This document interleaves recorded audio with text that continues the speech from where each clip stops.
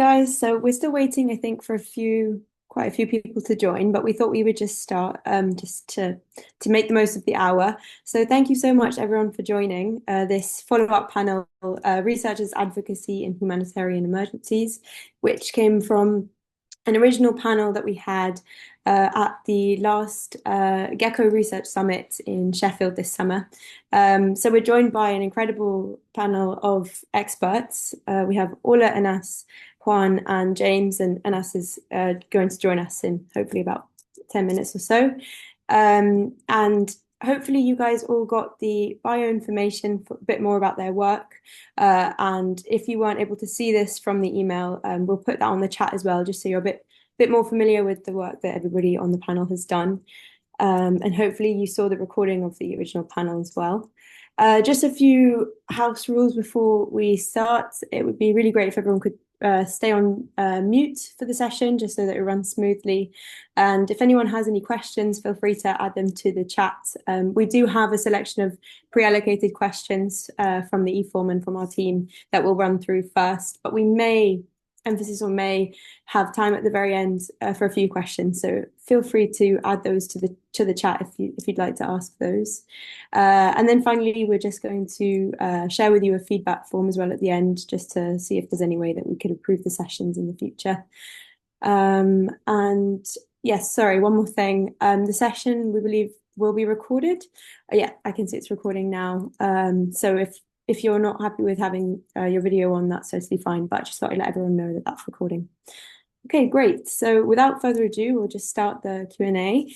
And my first question, I'll pose this to James, but what we're hoping is that all the panel jump in for all of the questions wherever they feel like they can add something. So James, so it was mentioned in the initial panel that researchers often don't have the training to prepare their research for legal use, for example, in court. However, research in humanitarian settings often lead to a need for legal action. How do we empower researchers to collect work that can go on to inform legal action without compromising the equipoise sought by purist research methodology? This is a great question and a pretty tough one to open with. But I'm really glad that we're discussing this. I mean, this is something that really sits at the sort of heart of what I'm most passionate about, and I do hope that others will jump in. I want to begin by saying I don't claim expertise in this space, and I'm not legally trained. My experience has sort of accrued over time, in large part through interactions I've had with independent mechanisms that are working on what's happening in Gaza, UN bodies, the Office for the High Commissioner for Human Rights, and so on. And the other thing that we need to also be aware of is that there are challenges that humanitarian organizations navigate. Again, if I can use Gaza as an example, many of you will be aware that the Israeli government has imposed new registration requirements on all NGOs working in Gaza. And one of those requirements that will soon be enforced, along with several other very problematic issues, requires that organizations limit their public advocacy. They're not meant to be engaging with accountability and judicial processes, and that will increase the risk of them being deregistered and denied entry to Gaza. And of course, this is something we've seen in many other contexts in which belligerent parties control the terms of humanitarian access. We've seen it in Myanmar, we've seen it in Sudan, we've seen it the world over, frankly.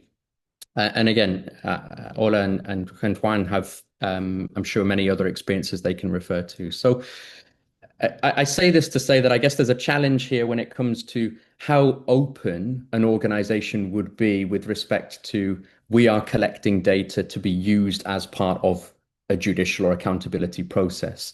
Very few big humanitarian organizations will state their intentions in that way. And indeed, they don't really exist. Well, I hesitate over that because I guess part of my argument is that they should really be doing some of this work. It is part of your humanitarian responsibilities. but I guess the way that most organizations have navigated this thus far is that they collect data and information that is relevant to their immediate programming, to the work that they're doing day to day. Often that will be documentation of patterns of injuries, the age and gender distribution of trauma wounded patients, people who've suffered as a result of denial of access to medical care. So they are documenting the downstream consequences of the conditions as imposed, or the direct consequences of military violence. In some cases, they will be witness to very obvious human rights abuses. And there have been instances in which representatives of humanitarian organizations have been direct witness to massacres, to acts of sexual violence, extreme physical violence, and so on. And there, of course, that's a slightly different set of circumstances in a sense. There's a much stronger case to be made for, you have audio, visual, or other forms of testimony that could lead to a conviction. Um, there's really, for me, that the answer to this question is about meeting in the middle. So we have folks who have judicial and legal expertise, and they really need to be instructing humanitarian organizations with respect to the quality and the substance of data and information that they should be collecting that is most useful. And humanitarian organizations and their employees need to be much more aware that this is part of their remit, and that they need to be very well aware that they could be called upon to share information. And there have been many instances, even in my short time working in the humanitarian sector, in which, I mean, some of the most difficult conversations I've ever been privy to have been those when we've been approached by an accountability mechanism, or an investigative mechanism, and they're looking for information that the organization I'm working for should have, or information that we publicized at the time, but that has been lost in our archives somewhere, and we haven't been able to retrieve it.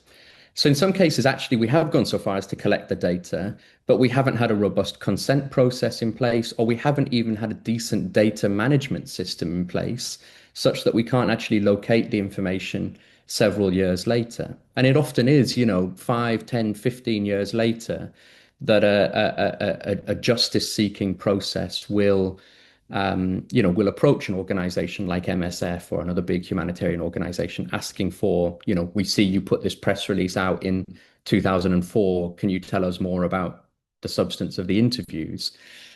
There was one other thing I wanted to say, if I can just come back to the question. I had made a note of it. How to empower researchers to collect work. Yes, so the first thing really is, being very clear that this is part and parcel of your responsibilities. And for me, it's a competency-based question. It's not just about being clinically competent, it's about being very well aware of the environment in which you're working and the other responsibilities that accrue working in those contexts, where, as the question says, that there is something intrinsic to many of these humanitarian contexts in which you are working, in the sense that they are systems and situations of injustice.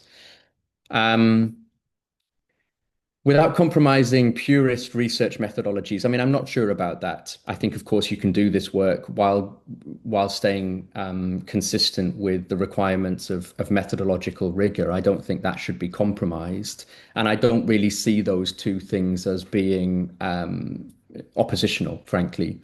In fact, I think that the research that is much more likely to be useful in a court of law will be that research logically rigorous.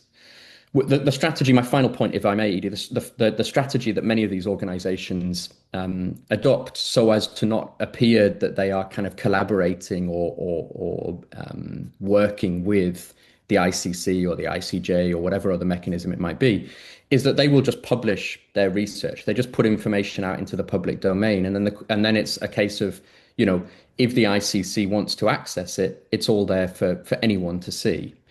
And that's a strategy that many organizations such as MSF and so on will use, so as not to be accused of, you're collaborating with the ICC, we're going to kick you out.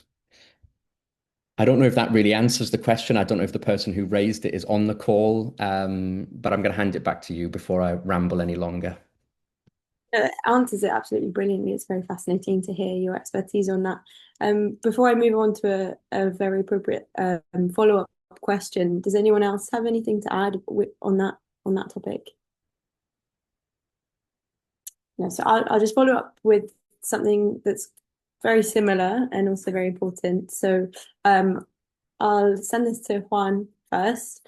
If your research shows evidence of a breach of international law, what are the steps that you think should be done with sharing that information? So thank you for having me here. Again, I think this linked very well with James' answer. And for me, I'm not an expert in this area. I've been working in humanitarian for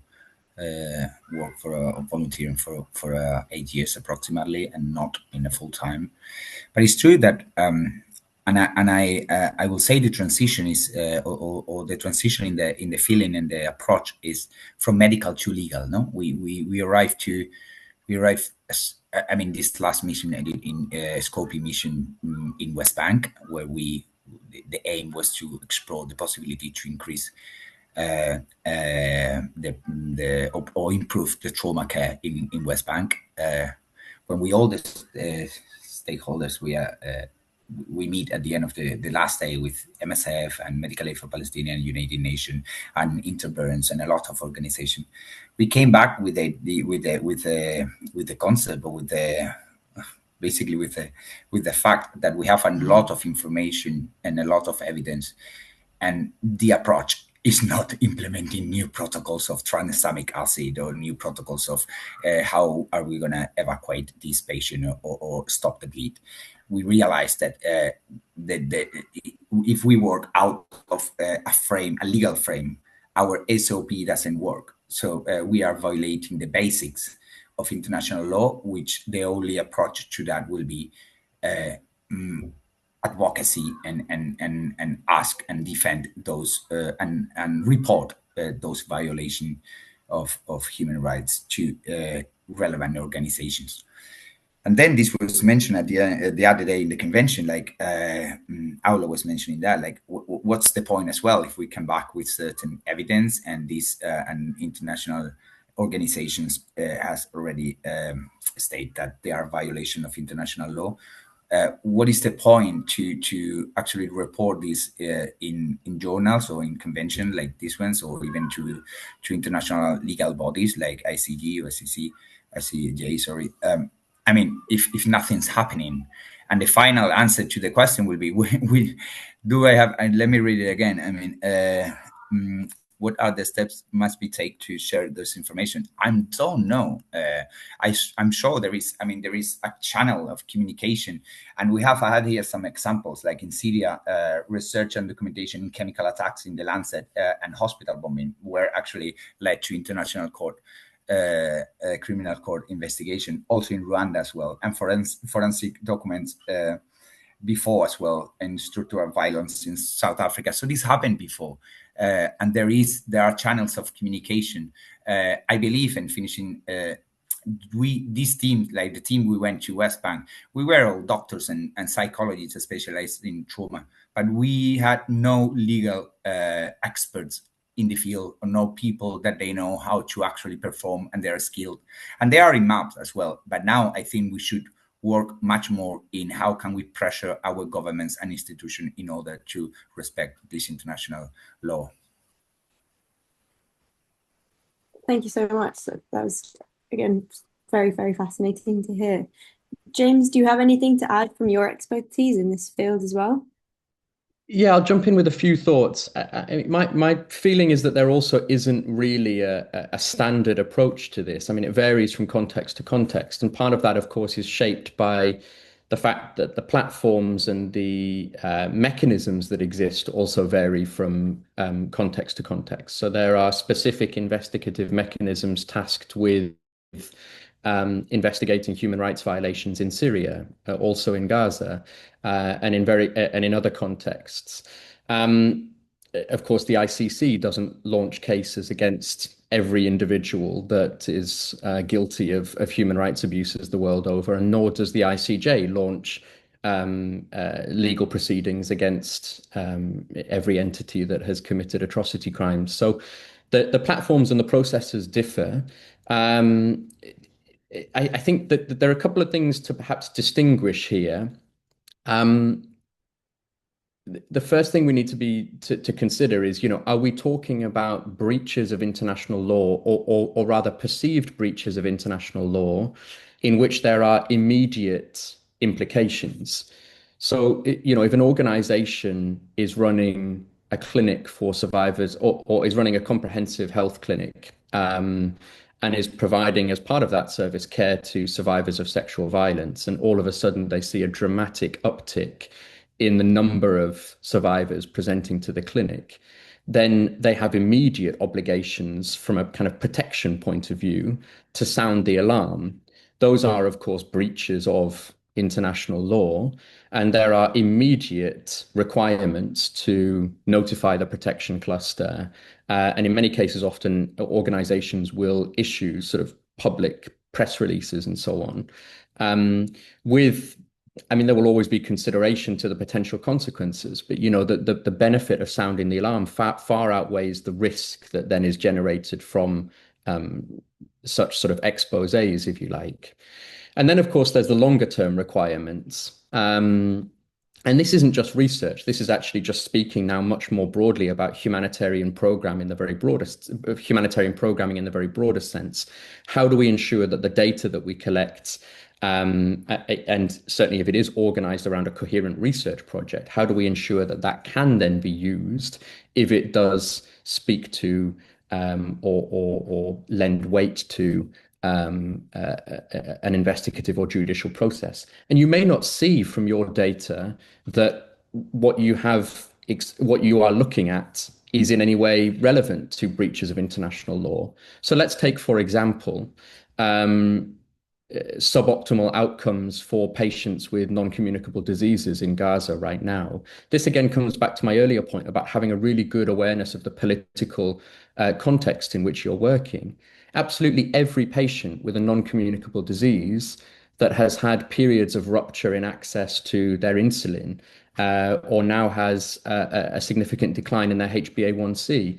These are all clinical manifestations of the deprivation of access to medical care, which is a direct consequence of the conditions of occupation and the siege and so on. So it's about being very well aware that, what you are looking at may very well help to inform a wider process. And there, of course, the requirements of methodological rigor come back to the fore. Data safety and data security, data storage. Again, it's painful for me to sort of relive some of these conversations that we've had in MSF where we haven't been able to find the data that organizations have been asking for. It was collected at a moment in time, but 10, 15 years later, you can't find it any longer. So all of these things are really, really important. And again, the point I made earlier about the sensitivities then of how you would divulge that information. There are many avenues for engagement with investigative and judicial processes that do not require an organization or an individual to disclose that they are submitting testimony or evidence. There are some avenues where you have to forego anonymity, but there are others where you can testify anonymously. There are, of course, a whole host of ways that information can be shared privately, bilaterally, all sorts of other sensitive ways that information can be passed on to third parties. And then, as I said earlier, the approach that many organizations use, which is to simply publish information, to put it in the public domain, and then those who feel the need to use it can use it. And Aula and colleagues have done a huge amount of incredible empirical research in and about Syria, for example. The increase in research that has been conducted in humanitarian contexts over the course of the last 15, 20 years is phenomenal. And many of those research studies have been cited in reports that have been submitted to the UN Human Rights Council and so on. So that is an avenue that is it's a very well-oiled kind of machine now, I would say. Yeah, that's all I have to say on that. Thank you. Right, I'll move on to the next question now, although it's tempting to ask many follow-up questions. I'll just move on. This one I'll direct to Aula, if that's okay. So Aula, do you have any experience with facing limitations to research caused by the political views of journals, funding bodies, or lobbyists?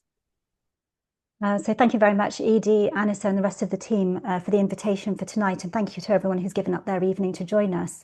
And what a privilege it is to listen to James and Juan for, I have to say, what you asked them was quite a difficult question, but certainly not an unimportant one. So I think the answer is yes. And I think certainly in my journey as a physician working in the UK and started to do humanitarian work probably in the late early 2000s, soon after I graduated, and then onwards, and then particularly from the onset of the protests against the Syrian regime and the violent suppression, which began in around 2011 and escalated significantly in 2012 onwards. I've been very involved, particularly in the Syrian context, but also with some experience in other contexts. So there are many contexts around the world that are very sensitive.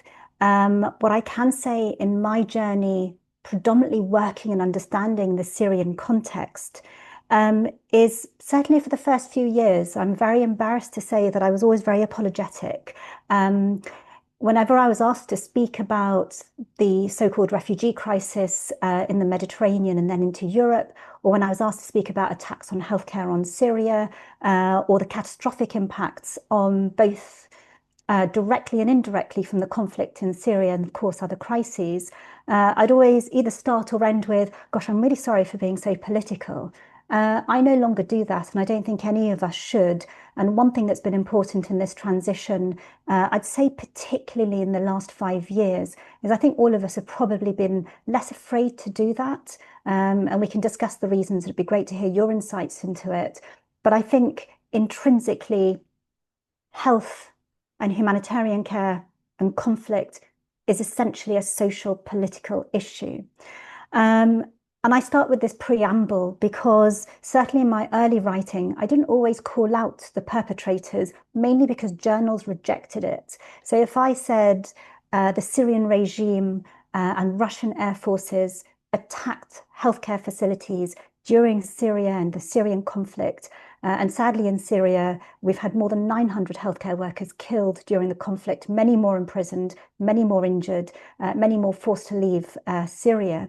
In Gaza, we've reached several hundred, if not more, and sadly many other contexts, including Ukraine, Sudan, the DRC, where healthcare has been attacked and weaponized, and attacks on healthcare workers have almost been normalized, very sadly. But writing for some of the journals, and I won't name them, but what I will do is name the ones that have been impeccably good and ethical. But I've certainly had to, when I've written something as simple as the Syrian regime and Russia attacked a hospital in Aleppo during the siege, killing healthcare workers, killing patients, or interrupted healthcare, or weaponized healthcare to the detriment of a besieged population, I would get pushback from one of these journals, and they say, well, no, you can't name that. In fairness to the journal, the only thing I would say is the WHO also didn't name the perpetrators many times when healthcare was attacked in Syria. And for us, I think, we'd all agree that this is rather unacceptable when the evidence is overwhelming. There are some journals who've been superb. With the journals that didn't, I did push back on more than one occasion. On times they relented. At other times, some of the reviews have been comical. One of them that I actually, by that time, didn't feel was particularly political. I wrote around the origins of the cholera, the significant cholera outbreak, a few years into the Syrian conflict, and quite remarkably a few years, which is essentially a man-made disaster. And sadly, we have ongoing cases of cholera in Syria now, which is not something that we'd had for many years before the conflict. The feedback from one of the journals, and I will mention this journal because kudos to the editor, he did actually publish it. But I remember one of the reviewers said, this reads more like a political article or a social exploration than it does an academic exploration, which I have to say, given and around the world, we're seeing massive cholera outbreaks.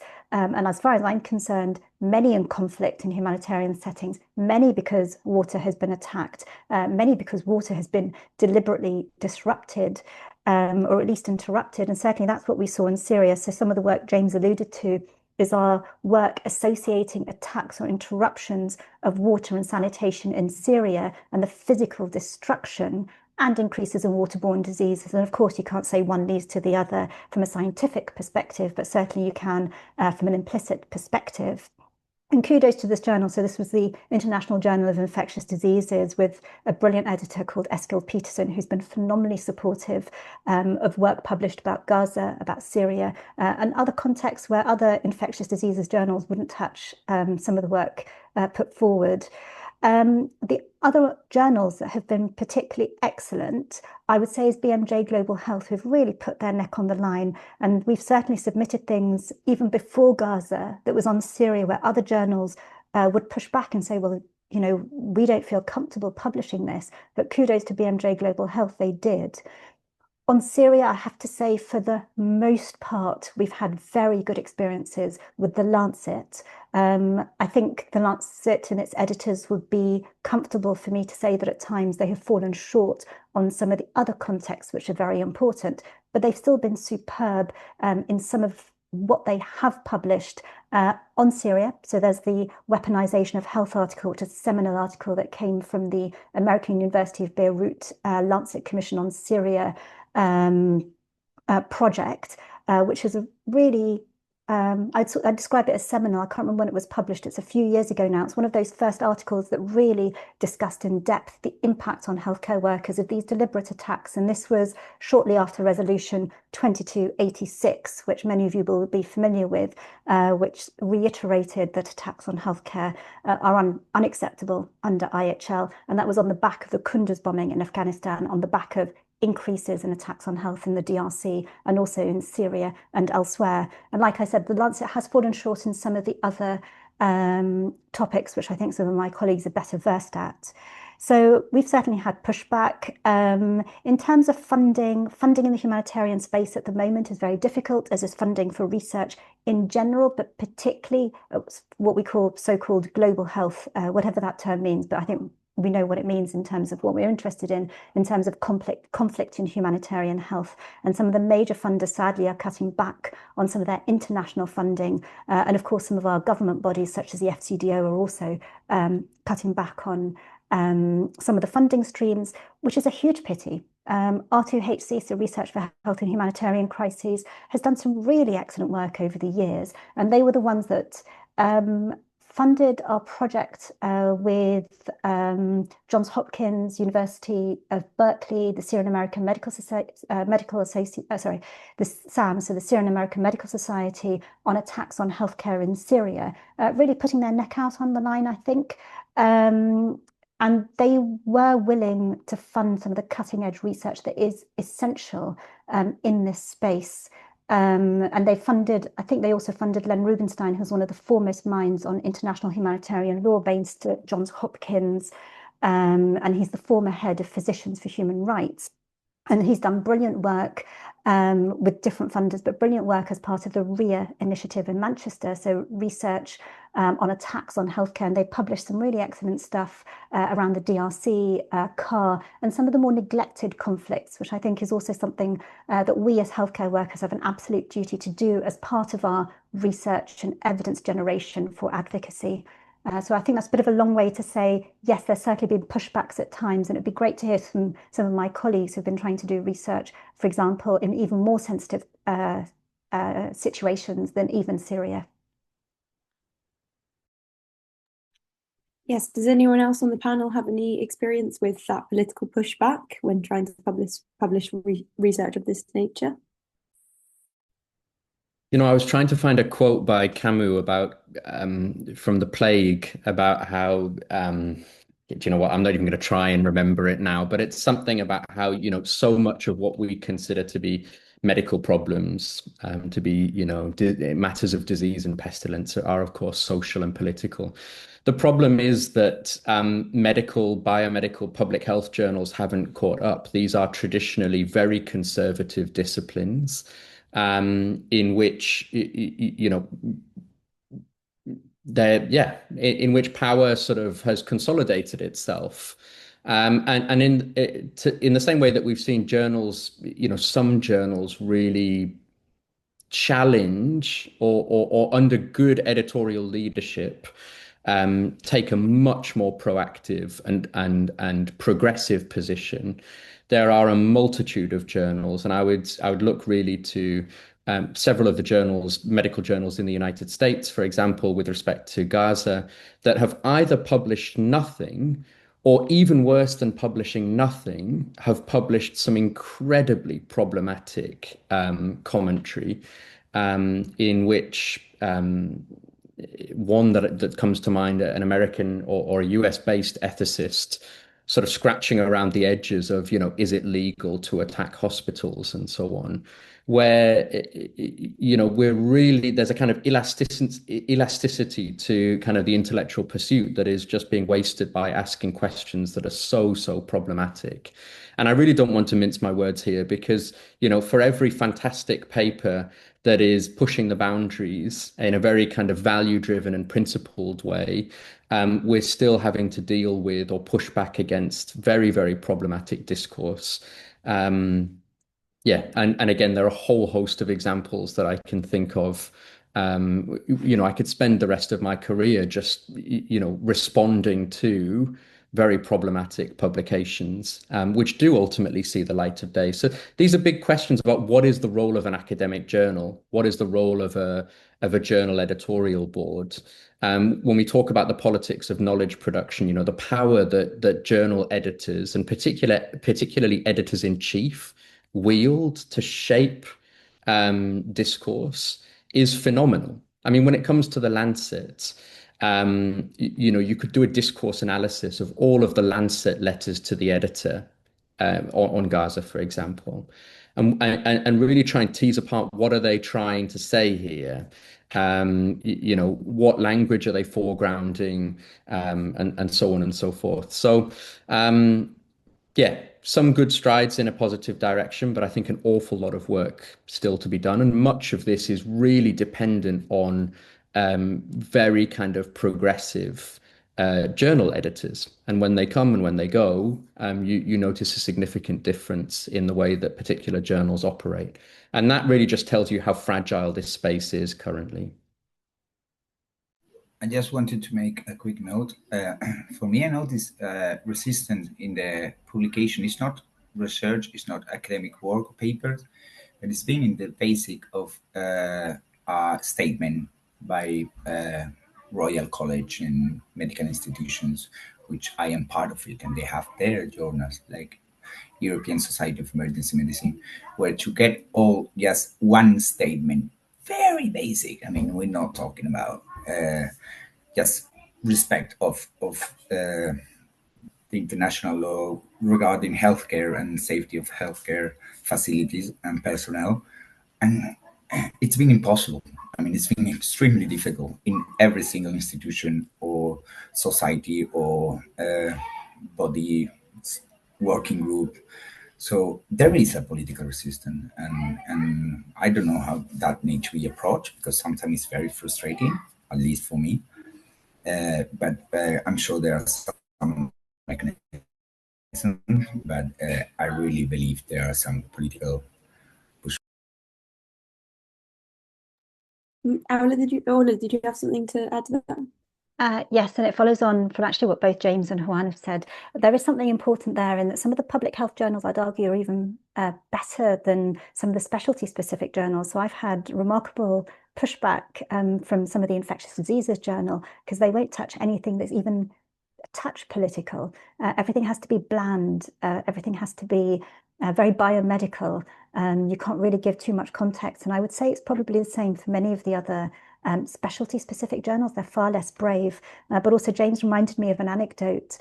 I think it was at the height of attacks on healthcare in Syria. We wrote with a very senior expert on attacks on healthcare to one of the major American medical journals. And the potential co-author was actually a friend of this editor. And I'll never forget the editor's response, and I've kept it for eternity. The editor's response was, look, we really can't have an article or a commentary every time there's an attack on healthcare, or if there's a particular conflict anywhere, otherwise we will be inundated. Hard to swallow, but fast forward 2 or 3 years, and very sadly, with the escalation of violence in Ukraine, lo and behold, there were several articles in that particular journal that appeared. And I think this is something really important for us to understand, which conflicts are platformed. And we do need to look around the world. What's happening in Ukraine is horrific, but what's happening in Sudan is horrific. What's happening in South Sudan, Gaza, Myanmar, and sadly, I can continue to list all these horrific contexts. And so there is something really important around editorial decisions. And related to that, there is something we also need to understand around the pressure that some of the editors are put under if they do or don't publish particular articles, some of which is actually a real threat. And we know over the years that the editor of The Lancet was threatened by certain actors for some of the things that they published. And actually very recently, we know that the former editor of the BMJ Global Health was threatened quite significantly for some of the stuff published. And also the editor for the BMJ, I had a brilliant conversation with him. And this is probably a comment for all of us. He's like, you know, I said, thank you for your bravery. And it's embarrassing for us to say your bravery, but it was an act of bravery. And he certainly put his ethical standards in the right place. And his response was brilliant. And I think for many of us as healthcare workers, it's probably something we should learn. He sort of shrugged and said, what do I care? You know, they can complain, they can threaten me, but I did the right thing. And I think that's something that's really important and ethical. And like I said, we often criticize journals or institutions where they've gone wrong, but we should also speak up where there has been some really good work done. And my last point is also, we're speaking about journals, but remember the other ways to disseminate academic research is in our national and international conferences. And I can only speak for infectious diseases, that's my specialty. But I've been quite put out by some of the not just sort of limited ability to interact with some of this really important research, whether it's about antimicrobial resistance in conflict, whether it's outbreaks related to conflict, in a meaningful way, because certainly, and I say the infectious disease community, but I feel like maybe the emergency medicine community to an extent, bar some examples, they're not so comfortable engaging with these spaces. And I can understand that because 10 years ago, I wasn't comfortable engaging in these conversations. But now, actually, ultimately, as long as what you're saying is true and backed up, I don't think any of us should not be brave to speak up for these very important issues that are arising all around us. Thank you. And Aula, just to follow that up, just talking about effectively disseminating that research information. It was covered in the original panel that in humanitarian crises, it's often the more conversational reports. So, for example, articles that get the attention needed to drive policy change and international support. Does that does the way that you collect and analyze data in research in these topics change with this in mind?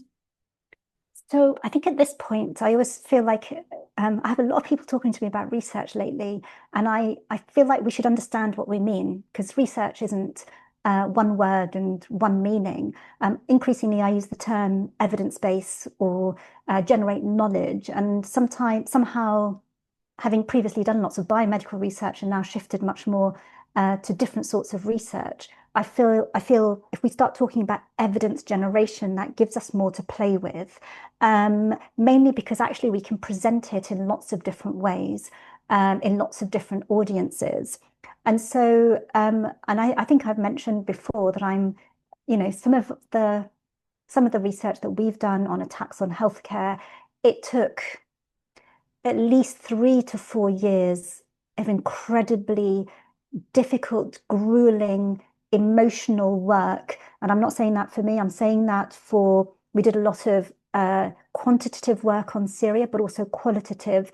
And for me, I'll never forget the heartbreak of some of the Syrian researchers that worked with us who were transcribing and analysing lots of this work because, one, what they'd been through themselves, but also seeing it in black and white and understanding it in black and white.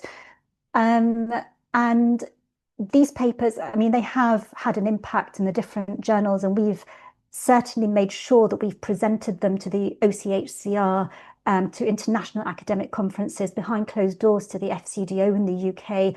My colleagues have presented them to USAID.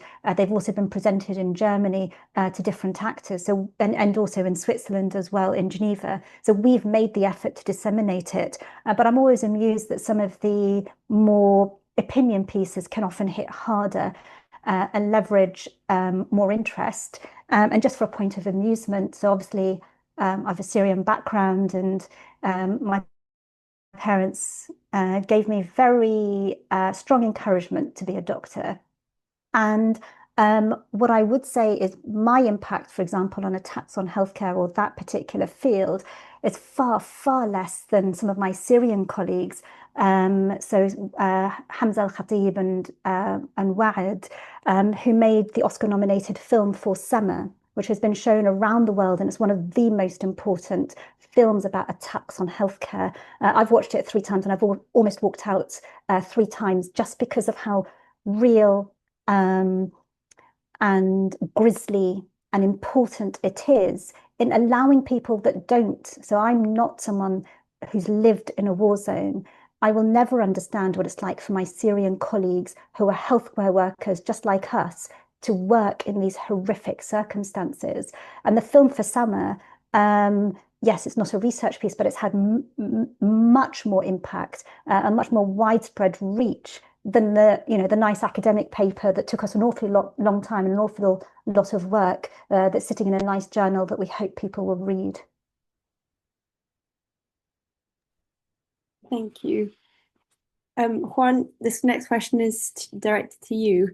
Has your previous research or clinical experience on the front line of conflict impacted the research questions that you're now thinking about in these areas? I mean, again, I mean, the most research, even if it was also qualitative or scoping mission, and was the one in the West Bank with maps. And it was very interesting for us to put in common the findings and also the ideas that organizations like NSF or International Committee for Red Cross, or they've been working there for decades. It was very, very interesting to realize that actually the impact, the real, for me, and again, I'm not an expert and I have not monitored the intervention and the outcomes of of the research in the population. But if you see the big picture, the main problem is still there, and the impact in the people and in our healthcare workers and the ambulance members. I was in the West Bank watching, speaking with the ambulance service, and they have an ambulance that is burned, and that happened in 1993, and they have it there as a symbol of something that's still happening. So the impact, it's been very little from my point of view, at least in what I've experienced myself. I know maybe that changed, and in a decade, we realized that all this research and evidence, they have an impact because they have some weight in legal decisions or in certain actions for demand the respect for basic international law, which is not happening, and it's not been happening, not in Congo, not in Sudan, not in Somalia, and not in Palestine, or even in Lebanon, I mean, or in Syria, and it's still happening. So the impact I believe it's been very little, unfortunately.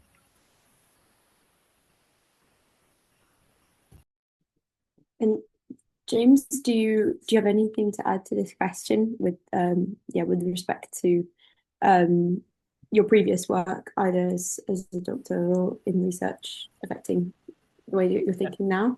I mean, I think when we decide to do research, particularly in resource austere contexts, I mean, there are opportunity costs, even if you try and minimize them to the greatest extent possible.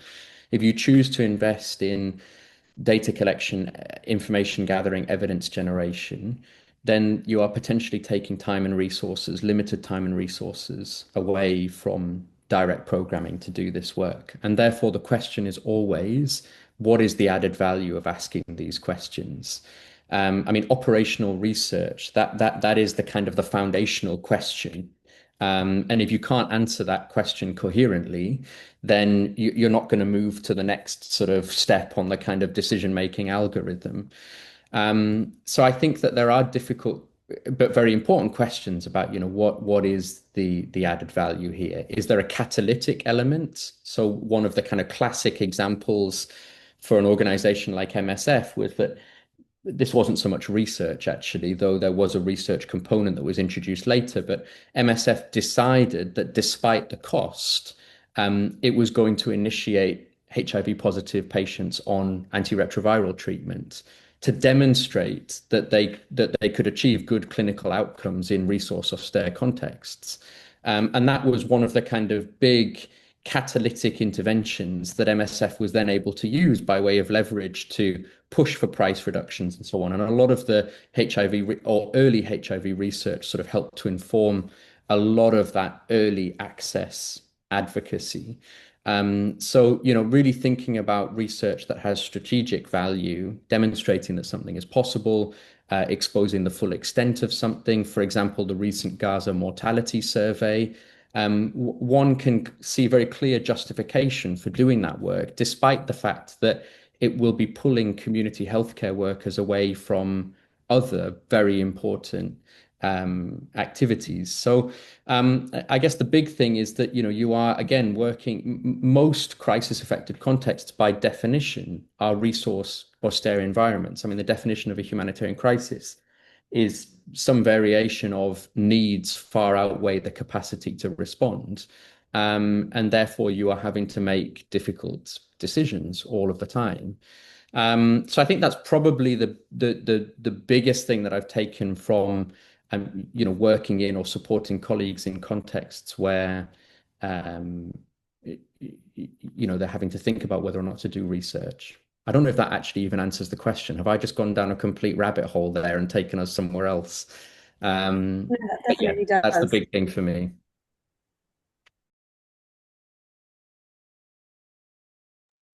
Thank you. And I'm going to actually come back to you for this next question. How do you balance the thorough research standards needed with the urgent timeline of to address the health concerns in humanitarian crises?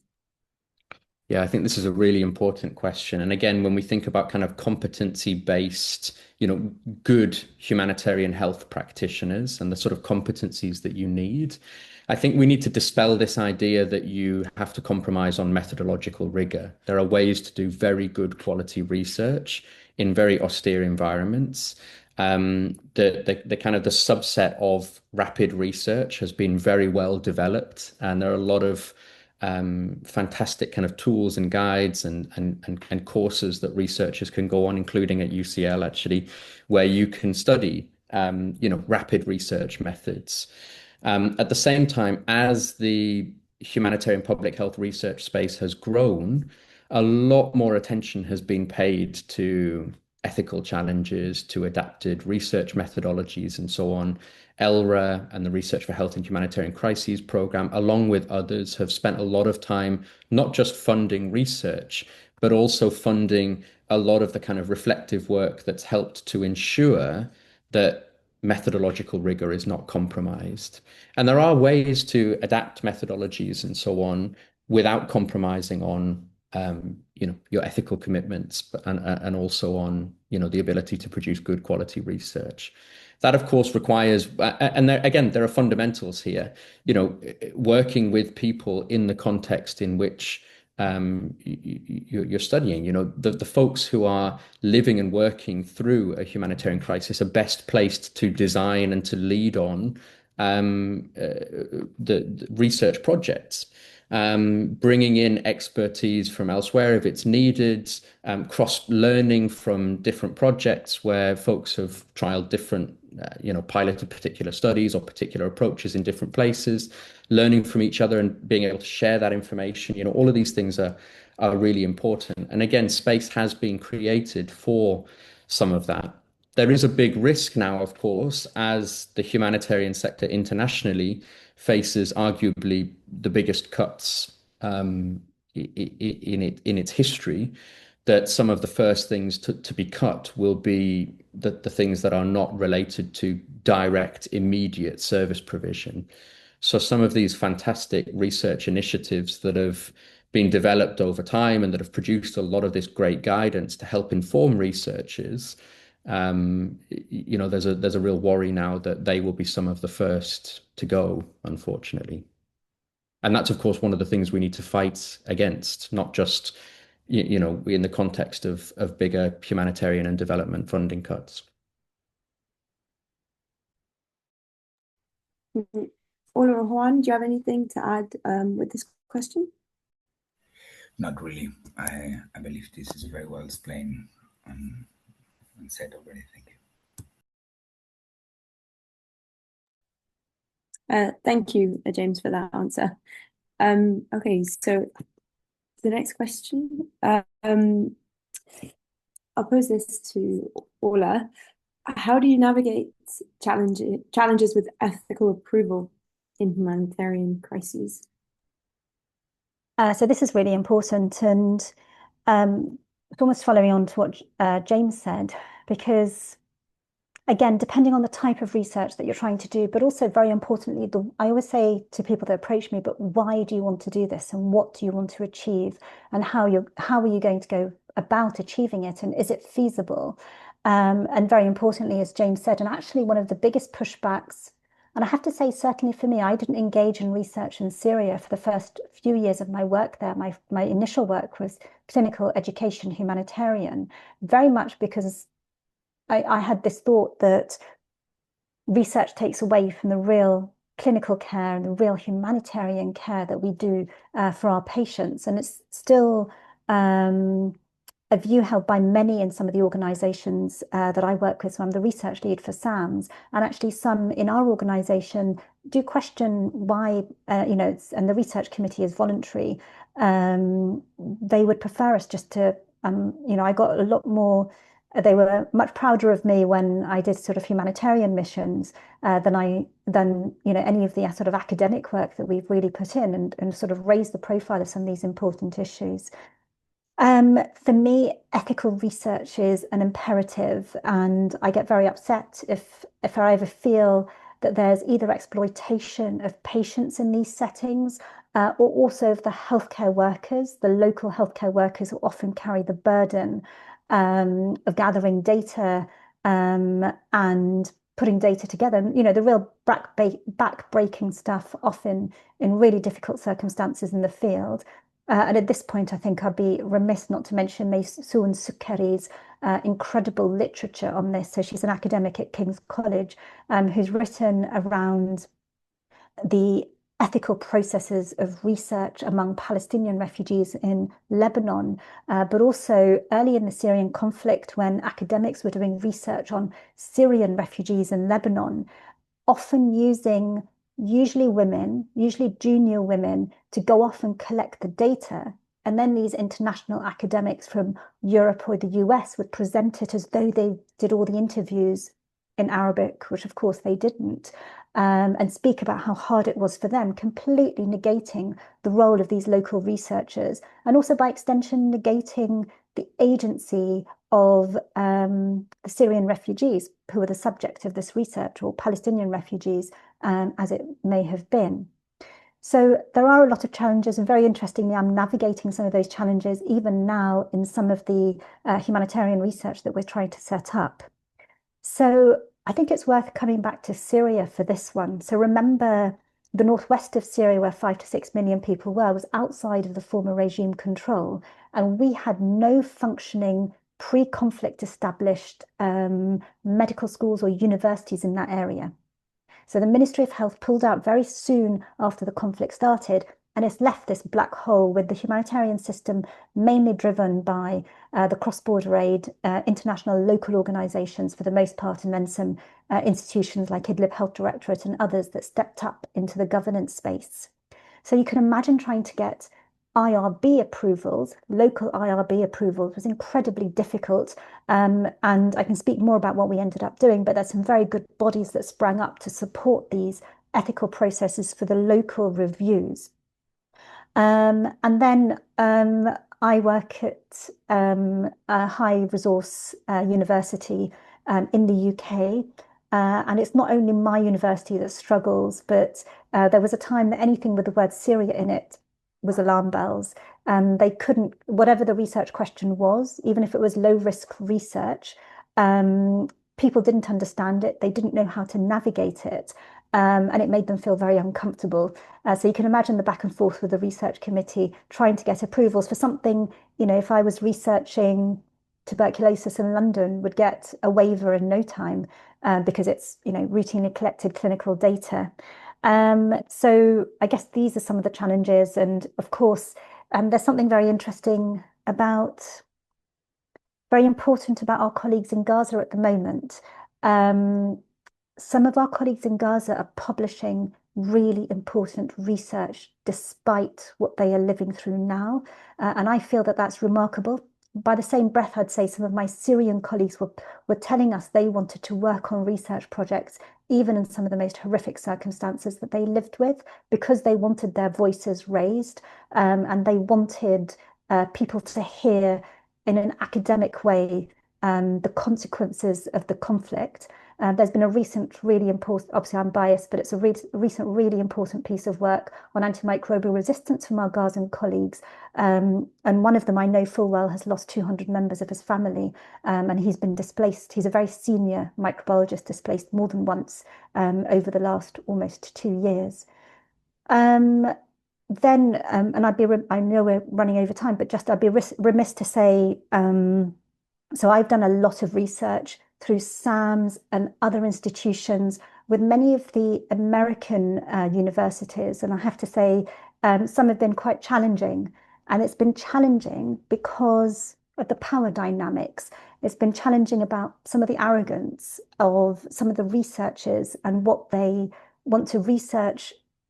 And I'll try and be discreet, but one of them just said to me, just give us the SAMS data, we'll process it. And I had to fight really hard to get the medical students who in Syria who had worked on the research to even be named on the final pieces that came out, whereas that wasn't a conversation for the American medical students who'd done a lot less, albeit had done some work, had been a lot less, and of course didn't speak Arabic.